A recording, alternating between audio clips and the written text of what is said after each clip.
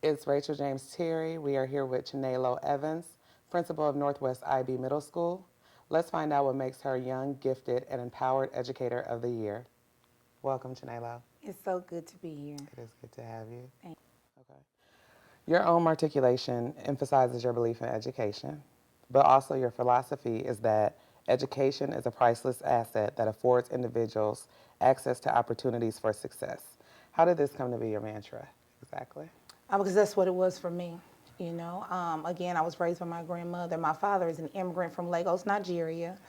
And my mother made some decisions that didn't allow her to raise my siblings and I. And so my grandmother took us in. And because she now had to be able to take on this a larger family at a later age in her life, teachers really became role models for me. They became mentors. They became parents when I needed them to be. So it was definitely an asset. And I wasn't necessarily very, very poor, but we didn't have the same thing. Even if the students at my school have, we didn't have that. But what my grandmother stressed was that education is your ticket out. And I believed that as the oldest child, that if I could do it and show my brothers and sisters, it didn't matter where we came from, it didn't matter about some of the circumstances in our lives. If I could do it, then they could do it. Okay. And then I started, carrying that on into what I did as a teacher. I could empathize with the students because I had been where they were, Right. and I was able to say, you have a choice, Right. And the world is a lot bigger than our neighborhood, it's a lot bigger than our city. Right. It's as big as we want it to be. So with this education, the opportunities become exponentially greater. And that's the gift that we get to give as teachers every day to students. Whether they believe or not right now, we get to show them that there's always more. So you've been a teacher, an assistant principal, and now principal. How do you think your experiences, both personal and professional, prepared you for your current position at Northwest? I remember watching an interview with Oprah, and she said, if I could be anything else, I would be a teacher. And I think that teaching is the most powerful profession that you can have. And I think that life is our best teacher. And I definitely believe that my trajectory or my path, if you will, inspires me to be the thing that other people were to me, to students and to teachers and to other educators, to be the thing others were to me, to them.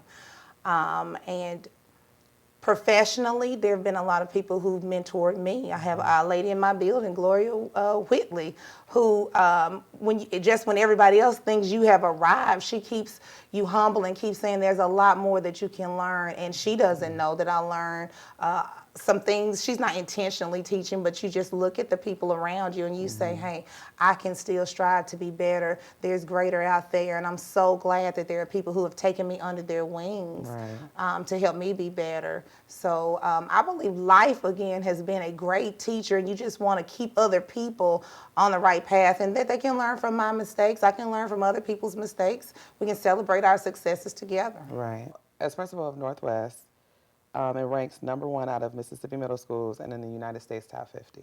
With Mississippi's public school system ranking almost last in education, how is Northwest the exception?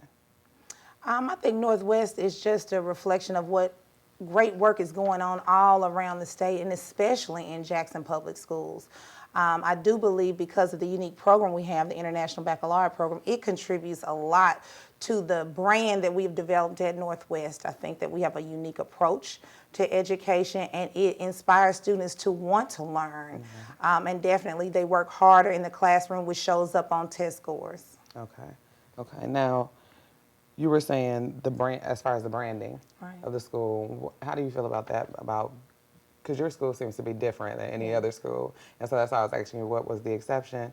So how was it intentional to brand Northwest the way that it is? Absolutely. And I remember after I became principal in January of 2010, the day after teacher's last day on contract, I invited anybody to come back for a steering meeting, and we talked about revising our vision. What's our vision? And not take into account what anybody else is doing. What would be the utopian school? Right. If there were no limits, if money were not an option, if we had all the resources we needed, what would that look like? And then let's craft a strategic plan to get us there. And we invited students to participate, and they kept saying, we don't want school to be boring. We Yeah. want school to be fun. Right. And believe it or not, the adults wanted school to be fun. Yeah. And I believe that happy people work best. Exactly. I agree with you. Because I want to So, come to work and smile and not dread absolutely. waking up in the morning and having to have 3 cups of coffee to get through the day. Right. Right. And so when we started thinking about that type of school and how we could be a school without walls, where the community and the school were all one. And we just started doing that. Whatever we taught, we brought somebody in that did that, or we took the students to see it. Okay. And they wanted to come to school. I mean, there was a day last school year when a student missed the bus. They lived on Terry Road, and we're on Highway 49 North. They were walking to school. They were like, I can't miss school. I'm coming. And the police picked them up, and he said, I just had to come see this school. And this child said, I didn't want to miss school today. And so the police dropped him off? Yes, and he came to meet with me. He's like, I just had to meet you. Right. And the staff here, if a student was willing to walk from Terry Road over here. That's inspiring. So that's powerful. Yes, and beautiful. That is so beautiful. Yeah. We see that your leadership has had quite the impact on Northwest thus far.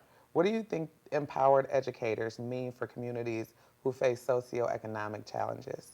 Hope.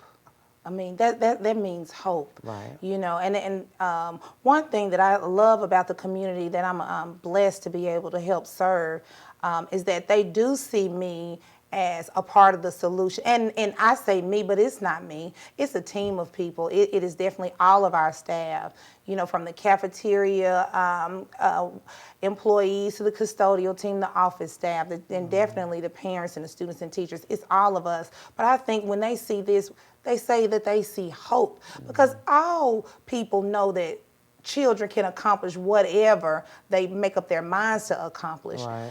And it hurts us when they don't make up their minds to reach their full potential. Right. But as we put their arms around them and don't let them fail, like the student said, we don't allow them to give up or lose hope. Right. They see hope for our future as a society, Right. for our people, Right. For Right. people that look just like us. Yes. They see hope. Yeah. And principals get to be a big part of the vision, helping people to change their vision for their lives and what that hope can help them achieve. Right. So I think empowered leaders help empower communities, Right. starting with empowering families just by what we do every day. Right, just like a trickle-down effect or a Yes. domino effect. I just want to say congratulations for being Young, Gifted, and Empowered Educator of the Year. You really, really deserve it. You almost brought me to tears.